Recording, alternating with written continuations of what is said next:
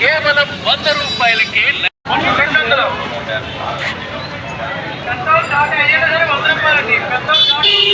800 అంట, అవి 600 అంట.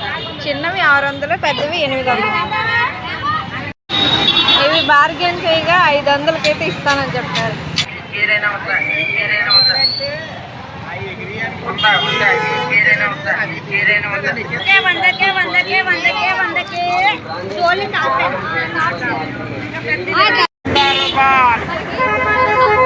₹100,